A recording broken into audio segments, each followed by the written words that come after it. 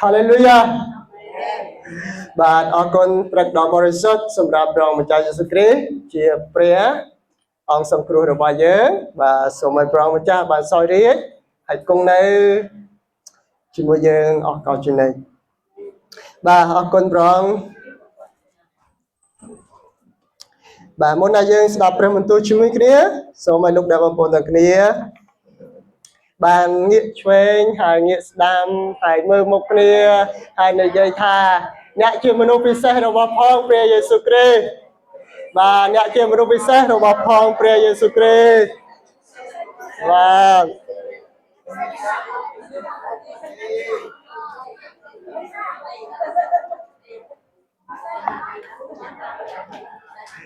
បាទចឹងព្រះម្ចាស់បានទតឃើញហើយនិយាយថាលោកអ្នកបងប្អូនជាមនុស្សពិសេសរបស់ផងព្រះអង្គសប្បាយចិត្តអត់បាទអាមែនសូមលោកអ្នកបងប្អូនដែលយើងទៅកាន់ព្រះគម្ពីរបាទព្រះគម្ពីរលូកាជំពូក21ខ1ដល់ខ4បាទចឹងសូមឲ្យលោកអ្នកបងប្អូនដែលមានព្រះគម្ពីរអាចកាន់ព្រះគម្ពីរពីផ្ទះមកបាទអ្នកដែលមានណាបាទសូមកាន់ព្រះគម្ពីររបស់យើងផ្ទាល់ខ្លួនហើយមកព្រះវិហាររបស់យើងបាទហើយបើសិនជាលោកអ្នកបងប្អូនណាដែលមានព្រះគម្ពីរអាចប្រើព្រះគម្ពីរព្រះវិហារបាទចឹងបើមានសូមបាទយកមកហើយយើងប្រើព្រះគម្ពីរផ្ទាល់ខ្លួនល្អបាទអរគុណសូមឲ្យលោកអ្នកបងប្អូនដែលមានព្រះគម្ពីរយើងទៅកាន់ព្រះគម្ពីរលូកាជំពូក21ខ1ដល់ខ4នៅទំព័រ1354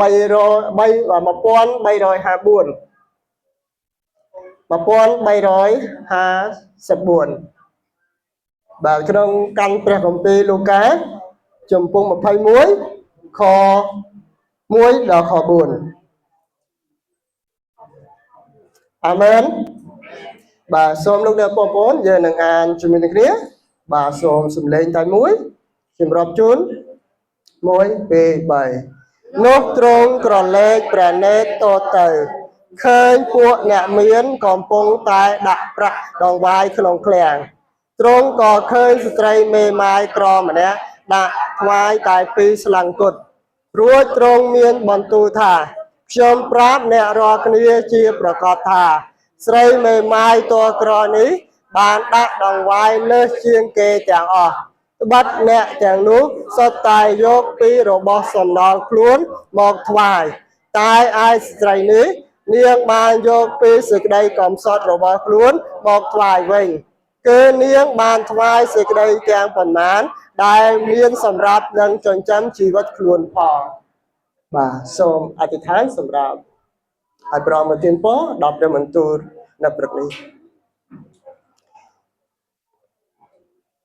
បបិទ្ធព្រះបបិតាដ៏ជាព្រះដែលគង់នៅសាងសួគ៌ដ៏ខ្ពស់បំផុត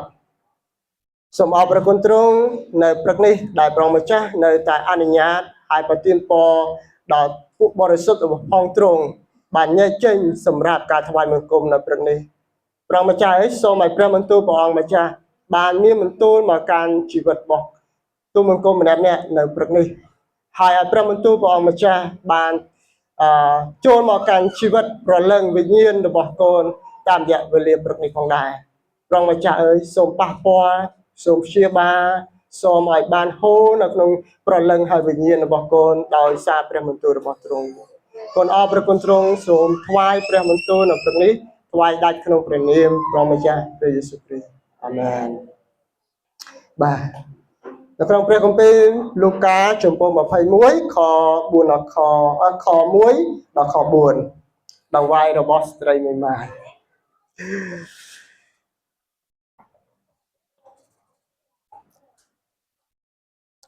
បាទនៅពេលដែលយើងថ្វាយដង្វាយទៅព្រះតើយើងថ្វាយ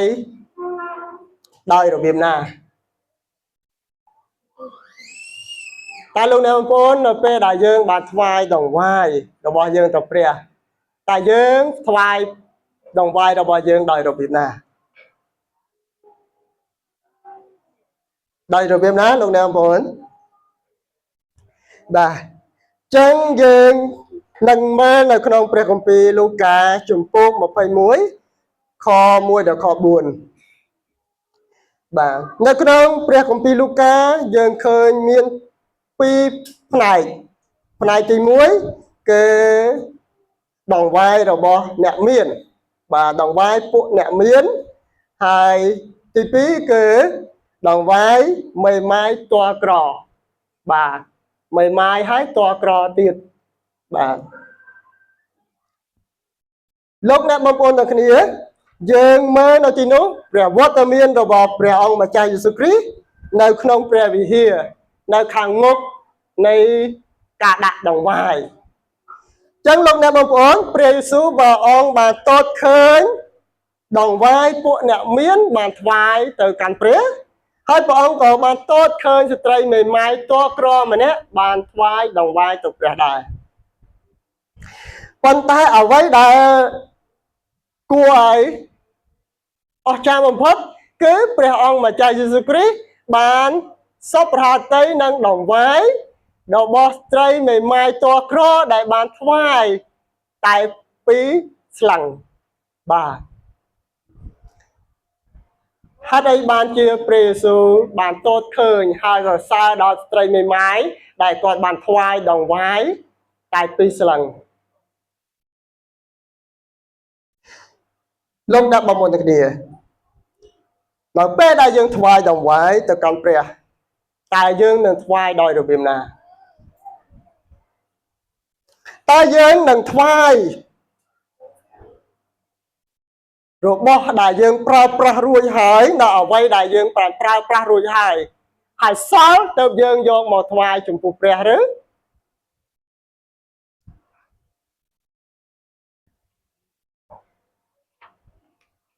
យើងត្រូវទទួលព្រះជាស្ដេចរបស់យើងព្រះម្ចាស់ជាអ្វីដែលយើងត្រូវដំកើងព្រះអង្គម្ចាស់មុនគេចឹងលោកអ្នកបងប្អូនទាំងគ្នាយើងនឹងថ្វាយជាអីគេជាលុយយើងនឹងថ្វាយជាពេលវេលាហើយយើងនឹងថ្វាយជាសុខភាពទៅកាន់ព្រះបាទនៅក្នុងព្រះគម្ពីរបានពិពណ៌នាថាព្រះអង្គម្ចាស់យេស៊ូវគ្រីស្ទទ្រង់បានសរសើរទៅដល់ស្ត្រីមេម៉ាយតក្រនេះនៅដង្វាយរបស់គាត់តើហេតុអីបានជាព្រះម្ចាស់យេស៊ូវគ្រីស្ទបានសរសើរដល់ដង្វាយរបស់ស្ត្រីមេម៉ាយនេះលោកអ្នកបងប្អូនជាដង្វាយនៃថវិកាដង្វាយនៃលុយរបស់យើងបាទតើលោកអ្នកបងប្អូនដែលបានថ្វាយដង្វាយជាថវិកាឬលុយតើលោកអ្នកបងប្អូនថ្វាយដោយរបៀបណាតើលោកអ្នកបងប្អូនថ្វាយដោយណាគឺលោកអ្នកបងប្អូនត្រូវតែថ្វាយដោយមានចិត្តដូចជាស្ត្រីមេម៉ាយនេះដែលថ្វាយចំពោះព្រះជំចាស់ចិត្តរបស់គាត់យ៉ាងម៉េចឧបមាថាលោកអ្នកបងប្អូនមានប្រាក់ខែតើលោកអ្នកបងប្អូនចាយហើយសល់ប៉ុន្មានទៅយកមកថ្វាយព្រះឬក៏ដកមុនថ្វាយចំពោះព្រះអង្គចាស់បាទគឺយើងត្រូវតែថ្វាយព្រះជាមុនសិនពីរបស់ដែលយើងឲ្យដល់ព្រះហើយចាំសល់ប្រមាណយើងចាយចុះតែយើងឲ្យដល់ព្រះមុនទូលលើកព្រះអង្គម្ចាស់ជាស្ដេចរបស់យើងជាអ្នកដែលប្រទានពរដល់យើងដកថ្វាយទៅកាន់ព្រះអង្គសិនហើយសល់ប្រមាណយើងចាយចុះសល់ប្រមាណយើងប្រើប្រាស់ចុះតាមតម្រូវការរបស់យើងបាទទី2ដង្វាយនៃពេលវេលាបាទពេលវេលារបស់យើងតើយើងនឹងថ្វាយដល់កាន់ព្រះអង្គម្ចាស់ដោយរបៀបណាគឺយើងថ្វាយព្រះអង្គមុនដែរញាក់មកយើងថ្វាយដល់កាន់ព្រះអង្គម្ចាស់បាទថ្ងៃនេះយើងជួបព្រះអង្គថ្វាយពេលវេលារបស់យើងជីវិតរបស់យើងទៅកាន់ព្រះអង្គម្ចាស់ហើយបន្ទាប់មកយ៉ាងម៉េចបាទមួយថ្ងៃធ្វើទៅតែយើងលើកពេលវេលាដើម្បីជួបព្រះអង្គថ្វាយទៅកាន់ព្រះអង្គម្ចាស់ជាពេលវេលាដែលយើងសម្រាប់ព្រះអង្គម្ចាស់បាទហើយជីវិតនិងសុខភាពរបស់យើងតែលោកអ្នកបងប្អូនប្រើសុខភាពនិងជីវិតរបស់យើងសម្រាប់អីគេសម្រាប់ព្រះអង្គម្ចាស់អាមែនបាទ បំរើព្រះអង្គអំណរជាមួយព្រះអង្គនោះហើយគឺជាដង្វាយដែលស្ត្រីមេម៉ាយនេះបានថ្វាយនៅចំពោះព្រះអង្គអាមែនបាទចឹងលោកអ្នកបងប្អូនអើយចឹងនៅពេលដែលយើងមកកាន់ព្រះវិហារបាទចឹងយើងត្រូវធ្វើម៉េចដើម្បីយើងថ្វាយឲ្យព្រះអង្គម្ចាស់បានតតឃើញហើយថាជាដង្វាយដ៏ពិសេសសម្រាប់ព្រះជាម្ចាស់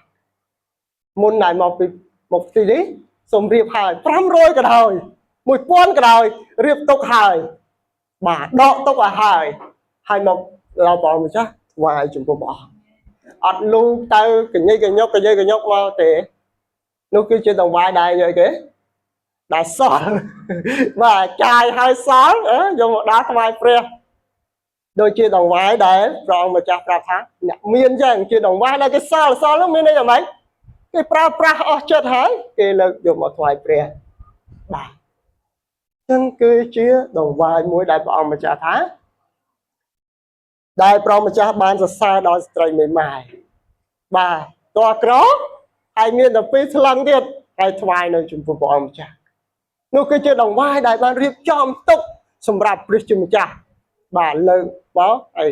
ថ្វាយនៅចំពោះព្រះអាមែនបាទចឹងលោកអ្នកបងប្អូនទាំងគ្នានៅពេលដែលមកព្រះវិហារហើយចង់ដាក់ប្រាក់ដង្វាយតែលោកអ្នកបងប្អូនបានរៀបចំហ្មងបាទឧទាហរណ៍យើងមកមានកងធនាគារព្រះវិហារលោកអ្នកបងចង់ដាក់ប៉ុន្មាន$1សូមញែកវាជា$1សម្រាប់ព្រះឲ្យហើយបាទសាំយកមកបាញ់ដាក់នៅក្នុងព្រះវិហារនោះហើយគឺជាដង្វាយដែលព្រះជាម្ចាស់ទ្រង់សពរហារតីបាទចឹងលោកអ្នកបងប្អូនអើយនេះគឺជាអ្វីដែលព្រះជាម្ចាស់ទទួលយកដង្វាយរបស់លោកអ្នកបងប្អូនហើយព្រះជាម្ចាស់សរសើរដង្វាយនោះអាមែនបាទចឹងបានជាស្ត្រីមេម៉ាយនេះគឺជាស្ត្រីដែលអីគេព្រះជាម្ចាស់ទ្រង់តតឃើញហើយសពរហាតីនឹងដង្វាយរបស់ពួកគាត់បាទចឹងលោកអ្នកបងប្អូនញែកទុកទៅហើយបាទបើវាទុកទេធ្វើវាស្អាតទៅហើយរៀបចំសម្រាប់ព្រះអង្គម្ចាស់អាមែនបាទនោះគឺជាដង្វាយដែលយើងបានថ្វាយនៅចំពោះព្រះអង្គតែបើអត់បានរៀបចំយ៉ាងម៉េចមិនដាក់ទេបាទមិនដាក់ទេបាទពីព្រោះអីគេជាដង្វាយដែលសល់ជាដង្វាយដែលយើងមិនបានអស់ពីចិត្តសម្រាប់ព្រះអង្គចឹងមិនបាច់ដាក់ទេចាំសប្តាហ៍ក្រោយចាំដាក់បាទព្រោះដង្វាយនោះគឺជាដង្វាយដែលមិនត្រៀមសម្រាប់ព្រះមិនលើកព្រះម្ចាស់ទី1មិនលើកព្រះម្ចាស់ជាព្រះសម្រាប់យើងទេបាទពីព្រោះនៅពេលដែលលោកអ្នកបងប្អូនបានថ្វាយគឺព្រះម្ចាស់បានសពរាត្រីហើយប្រទានពរអាមែនបាទចឹងកុំមកឲ្យលាក់លៀមបាទដង្វាយទៅព្រះអីគេហើយទៅកាន់ព្រះម្ចាស់អស់ពីចិត្តថ្វាយដោយអំណរថ្វាយដោយរីករាយបាទដូចជាត្រីមេម៉ាយនេះគាត់ដាក់អីគេចេញពីចិត្តចេញពីជីវិតចេញពីសេចក្តីស្រឡាញ់ទៅកាន់ព្រះជាម្ចាស់បាទដូច្នេះលោកអ្នកបងប្អូនអើយសូមរៀបចំបាទចឹងទី1គេដង្វាយជាថវិកាសូមរៀបចំមកហើយសម្រាប់ព្រះអង្គពេលវេលាជួបព្រះអង្គម្ចាស់ហើយសម្រាប់ប្រាស់ពេលវេលារបស់យើងហើយសុខភាពរបស់យើងនិយាយគេប្រើប្រាស់សម្រាប់សេចក្តីល្អរបស់ព្រះម្ចាស់អាមែនបាទចឹងលោកអ្នកបងប្អូនទាំងគ្នានេះគឺជាអ្វីដែលនៅក្នុងព្រះគម្ពីរបានពិពណ៌នាហើយគុំឲ្យលោកអ្នកបងប្អូនឃើញថាហេតុអីបានជាស្រីមេម៉ាយនេះព្រះម្ចាស់បានសពហាត់ទេដល់ដង្វាយរបស់គាត់ឲ្យតិចតួចតិចច្រើនព្រះម្ចាស់សពប្រហាត់ទេដូចគ្នាអាមែនព្រះម្ចាស់ប្រទានពរដូចគ្នាប៉ុន្តែគឺជាដង្វាយដែលរៀបចំសម្រាប់ព្រះជាម្ចាស់ចើស្រីមេម៉ាយក្រីក្រនេះមានលុយច្រើនណាស់អត់អត់ទេប៉ុន្តែអ្វីដែលគាត់បានថ្វាយគឺគេដោយរៀបចំសម្រាប់ព្រះអង្គគាត់មានតែប៉ុណ្ណឹងគាត់ថ្វាយប៉ុណ្ណឹងចុះអ្នកមានតើព្រះជាម្ចាស់ទ្រង់សពហាតីអត់សពហាតីបើគាត់រៀបចំដោយអស់ពីចិត្តសម្រាប់ព្រះជាម្ចាស់បាទរៀបចំសម្រាប់ព្រះអង្គម្ចាស់មុនដែលមកព្រះវិហារយ៉ាងម៉េចថ្វាយព្រះអង្គរៀបចំណានេះសម្រាប់ព្រះជាម្ចាស់ញែកទុកសម្រាប់ព្រះអង្គ ហើយយកមកដាក់ព្រះវិហារបាទនេះគឺជាដង្វាយដែលព្រះម្ចាស់បានទទួលយកហើយប៉ុន្តែបើដង្វាយនោះមិនបានរៀបចំសម្រាប់ព្រះម្ចាស់ទេគឺជាដង្វាយដែលអីគេបាទមិនគប់មហាតីរបស់ព្រះជាម្ចាស់ទេនៅក្នុងព្រះគម្ពីរប្រាប់ថាជាដង្វាយដែលយើងចាយសល់បាទជាដង្វាយដែលយើងចាយអស់ចិត្តហើយបានថ្វាយនៅចំពោះព្រះជាម្ចាស់បាទអញ្ចឹងសូមឲ្យលោកអ្នកបងប្អូនទាំងគ្នានៅថ្ងៃនេះយើងដឹងហើយពីរបៀបនៃការថ្វាយរបស់យើងទៅកាន់ព្រះម្ចាស់ប៉ុន្មានក៏ដោយក៏ព្រះអង្គទទួលយកដែរអាមែនព្រះអង្គទទួលយកគ្រប់ទាំងអស់បាទចំពោះព្រះអង្គទាំងអីគេជាដង្វាយថវិកាជាដង្វាយពេលវេលាជាដង្វាយនៃសុខភាពរបស់យើងដែលយើងបានចូលមកថ្វាយចំពោះព្រះម្ចាស់អាមែនបាទយើងមានសុខភាពល្អយើងអីគេអរគុណព្រះម្ចាស់បាទយើងថ្វាយសេរីល្អកាន់ព្រះម្ចាស់យើងបម្រើព្រះម្ចាស់យើងលើកតម្កើងព្រះម្ចាស់នៅក្នុងជីវិតរបស់យើងនោះគឺជាដង្វាយនៃជីវិតរបស់យើងដែលយើងថ្វាយនៅចំពោះព្រះអាមែនបាទអរគុណព្រះម្ចាស់ហើយសូមឲ្យលោកអ្នកបងប្អូនគ្នាបានចាំនៅថ្ងៃនេះបាទចឹងចង់ថ្វាយដង្វាយមួយណាក៏ដោយ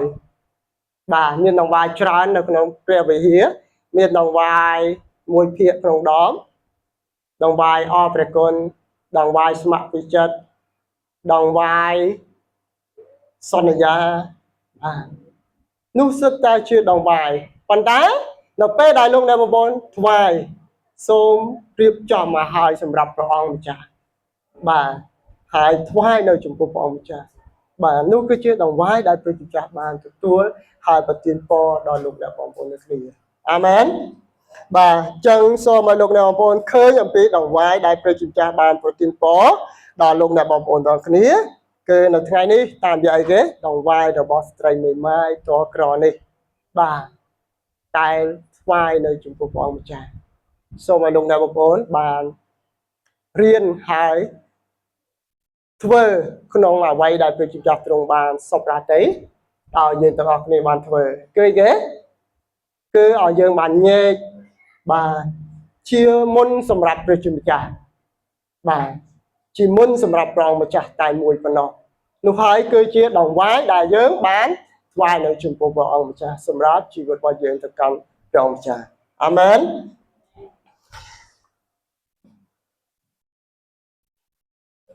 បាទឥឡូវនេះយើងនឹងអធិដ្ឋានជាមួយនឹងគ្នាបាទសូមឲ្យលោកអ្នកបងប្អូនទាំងគ្នាយើងបានអធិដ្ឋាន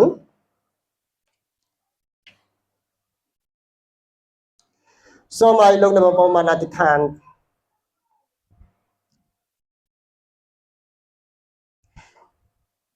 នៅអ្វីដែលលោកអ្នកបងប្អូនទាំងគ្នានឹងអធិដ្ឋានសម្រាប់ព្រះអង្គ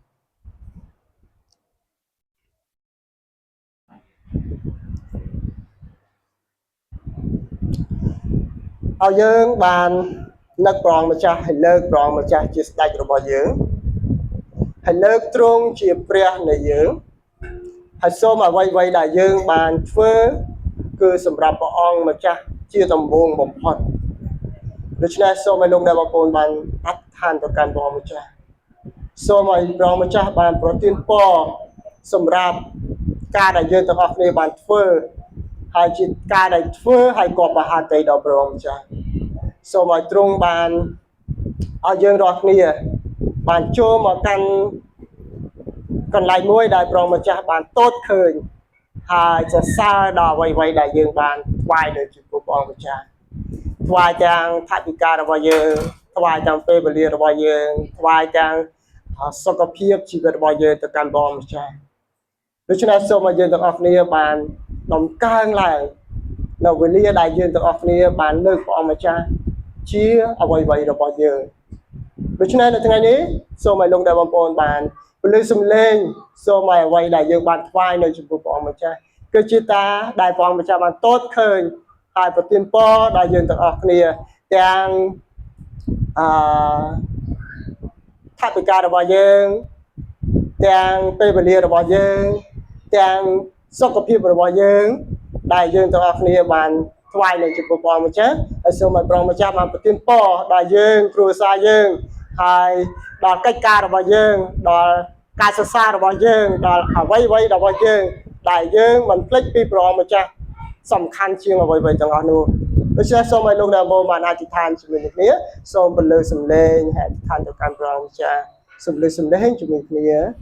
Praise Jesus Hallelujah Hallelujah bài đà được chụp ra đại công nơi sang xưa được phù hợp đời xôm giờ sai đồng càng bong mà cha xôm លើកថ្វាយសេរីល្អដល់កាន់ព្រះម្ចាស់សូមលើកដំកើងព្រះម្ចាស់គឺជាព្រះវរបិតាព្រះរាជបុត្រាព្រះវិញ្ញាណបរិសុទ្ធព្រះម្ចាស់សូមឲ្យកូនបានថ្វាយអ្វីៗទៅកាន់ព្រះអង្គជាដំបូងសូមឲ្យកូនបានថ្វាយអ្វីៗដល់ទ្រង់តែមួយប៉ុណ្ណោះជាអ្វីៗទាំងអស់នៅក្នុងជីវិតរបស់កូនព្រះម្ចាស់សូមឲ្យកូនបាននឹកទៅកាន់ព្រះអង្គម្ចាស់ហើយថ្វាយទៅកាន់ព្រះម្ចាស់ទាំង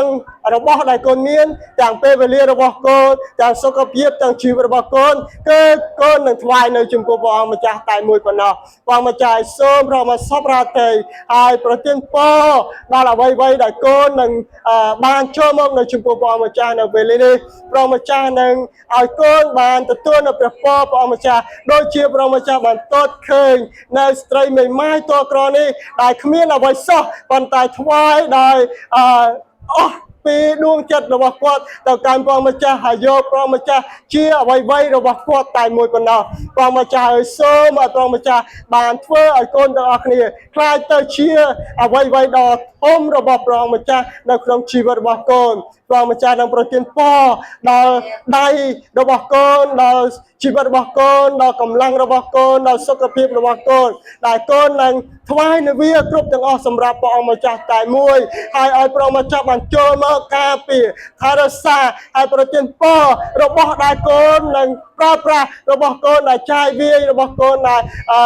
ប្រើសម្រាប់ព្រះអង្គម្ចាស់ព្រះអង្គនឹងរក្សាព្រះអង្គនឹងការពារព្រះអង្គនឹងធ្វើឲ្យថិតថេរនៅចំពោះព្រះអង្គម្ចាស់ទាំងថវិការបស់កូនទាំងពេលវេលារបស់កូនទាំងសុខភាពរបស់កូនក៏បានសេចក្តីសុខសាន្តហើយរីកចម្រើនរហូតដល់ចុងបំផុតព្រះម្ចាស់អើយសូមប្រទានពរដល់ពួកជំនុំរបស់ទ្រង់ដែលបានចូលមកចំពោះព្រះអង្គមេរីព្រឹកនេះដែលបានញែកជាបរិសុទ្ធនៅចំពោះព្រះអង្គម្ចាស់ហើយនឹកចាំពីថ្ងៃឈប់សម្រាកដើម្បីថ្ងៃនេះជាថ្ងៃដំបូងសម្រាប់អាទិត្យថ្មីព្រះម្ចាស់នឹងប្រទានពរនៅថ្ងៃថ្មីរបស់ទ្រង់ដែលយើងខ្ញុំបានថ្វាយនៅចំពោះព្រះម្ចាស់សូមប្រទានពរដល់ពួកយើងខ្ញុំតែចូលមកឲ្យព្រះម្ចាស់នៅថ្ងៃនេះដែលគោរពហើយកោតខ្លាចនៅចំពោះព្រះម្ចាស់ហើយលើកព្រះម្ចាស់ជាស្ដេចលើកព្រះម្ចាស់ជាធំហើយចូលមកដោយគ្រប់ប្រតិបត្តិហើយជឿលើព្រះបន្ទូលព្រះម្ចាស់ទុកចិត្តលើព្រះបន្ទូលព្រះម្ចាស់ហើយព្រះម្ចាស់គឺជាព្រះដែលទតឃើញព្រះម្ចាស់ដែលកូនបានធ្វើសម្រាប់ព្រះម្ចាស់តែមួយចេញពីដួងចិត្តសេចក្តីស្រឡាញ់អស់ពីចិត្តរបស់កូនព្រះអង្គគ្រប់ទាំងអស់ដែលកូនបានថ្វាយដាក់ចុះនៅចំពោះព្រះម្ចាស់ព្រះម្ចាស់នឹងទទួលយកព្រះម្ចាស់នឹងសរសើរដល់វាយរបស់កូនសរសើរពីការថ្វាយបង្គំការអធិដ្ឋាននិងការលើកសរសើររបស់កូននៅចំពោះព្រះម្ចាស់ហើយគ្រប់ទាំងអស់ដែលបានទៅដល់ឋានសួគ៌របស់ព្រះម្ចាស់ហើយនឹងព្រះអង្គបង្ហូរព្រះពរព្រះម្ចាស់មកកាន់ជីវិតរបស់ទូលបង្គំគ្រប់គ្នានៅទីនេះព្រះម្ចាស់នឹងការពារដល់កូនរាល់គ្នានៅក្នុងថ្ងៃថ្មីនៅក្នុងពេលវេលាថ្មីនៅក្នុងអ្វីៗដែលថ្មីកាត់ឡើងនៅក្នុងដៃរបស់កូនគ្រួសាររបស់កូនជីវិតរបស់កូនឲ្យបានបរិបូរណ៍ឲ្យបានហូរហៀដែលមកពីព្រះម្ចាស់យេស៊ូវគ្រីស្ទដែលទ្រង់ជាព្រះដែលបានមានជ័យជំនះហើយទ្រង់មានប្រជញ្ញរស់ឡើងវិញទ្រង់បានឈ្នះលើសេចក្តីស្លាប់ហើយទ្រង់បានយកសេចក្តីស្លាប់មកដាក់នៅលើអង្គព្រះអង្គម្ចាស់យេស៊ូវគ្រីស្ទនៅលើឈើឆ្កាងតែមួយដែលទ្រង់បានយកជ័យជំនះប្រទានដល់ពួកបរិសុទ្ធព្រះអង្គម្ចាស់ប្រទានដល់រាជដល់ជាគេអាការរបស់ទ្រង់ជាពួកបរិសុទ្ធដែលទ្រង់បានហៅមកដើម្បីប្រទានពរដល់គ្រប់ទាំងអស់ដែលបានចូលមកចំពោះព្រះអង្គម្ចាស់នៅថ្ងៃនេះព្រះម្ចាស់ឲ្យសូមប្រទានពរដល់ពួកយើងខ្ញុំដែលបានចូលមកដែលយើងខ្ញុំស្រេកឃ្លាននៅព្រះពរព្រះអង្គម្ចាស់ស្រេកឃ្លាននៅសេចក្តីអំណររបស់ព្រះអង្គម្ចាស់ស្រេកឃ្លាននៅសេចក្តីស្រឡាញ់របស់ព្រះអង្គម្ចាស់ស្រេកឃ្លាននៅជីវិតដែលហូរចូលមកកាន់ជីវិតរបស់កូនដល់គ្រប់ពេលវេលាព្រះម្ចាស់ដែលកូនស្រេកឃ្លាននៅសុខភាពរបស់ព្រះអង្គម្ចាស់គឺជាសុខភាពដែលមិនចេះឈឺជាសុខភាពដែលមិនចេះខ្សោយជាសុខភាពដែលមិនចេះធ្លាក់ចុះនោះសូមព្រះជាម្ចាស់បានប្រទានពរដល់យើងខ្ញុំទាំងគ្នាឲ្យបានបរិបូរណ៍ហើយហូរហៀដោយព្រះចេស្តារបស់ព្រះម្ចាស់យេស៊ូវព្រះម្ចាស់អើយសូមគង់នៅជាមួយនឹងកូនគ្រប់គ្នានៅទីនេះហើយប្រទានពរដោយសារព្រះវត្តមានព្រះអង្គម្ចាស់ជាព្រះវិញ្ញាណបរិសុទ្ធដែលទ្រង់បានតាំងនៅក្នុងជីវិតរបស់កូនម្នាក់ៗហើយព្រះម្ចាស់នឹងប្រទានពរនៅគ្រប់កន្លែងដែលពួកជំនុំ ព្រះវិហារពុកលោកសបាយបានរស់នៅបានទៅដល់បានធ្វើការបានធ្វើអ្វីៗទាំងអស់ព្រះម្ចាស់បានចម្រើនឡើងគ្រប់ទីកន្លែងទាំងអស់មានតែសេចក្តីអំណរទំនាក់ទំនងល្អហើយបានរីកចម្រើនគ្រប់ជំពូកទាំងអស់ផងដែរព្រះម្ចាស់គុណអរព្រះគុណទ្រង់ហើយថ្វាយគ្រប់ទាំងអស់ក្នុងព្រះនាមព្រះម្ចាស់ព្រះយេស៊ូវគ្រីស្ទអាមែន